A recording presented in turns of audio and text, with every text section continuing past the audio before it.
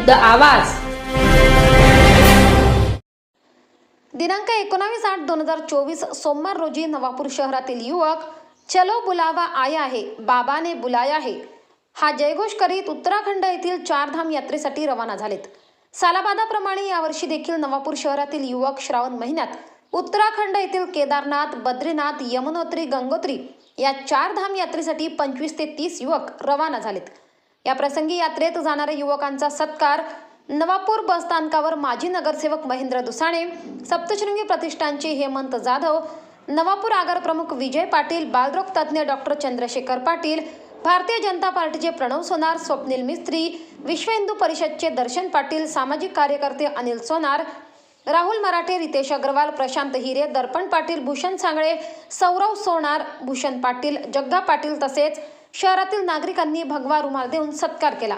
या प्रसंगी यात्रेत जाणारे भाविक भक्तांना आगार प्रमुख विजय पाटील यांनी बस उपलब्ध करून दिली। तसेच भाविक मनोज बोरसे म्हणाले की चारधाम यात्रेसाठी दरवर्षी श्रावण महिन्यात उत्तराखंड येथे जात असतो। नवापूर तालुक्यात महाराष्ट्र सुख शांती लाभो अशी प्रार्थना केदारनाथ बाबांना आम्ही करणार आहोत असे देखील म्हटले।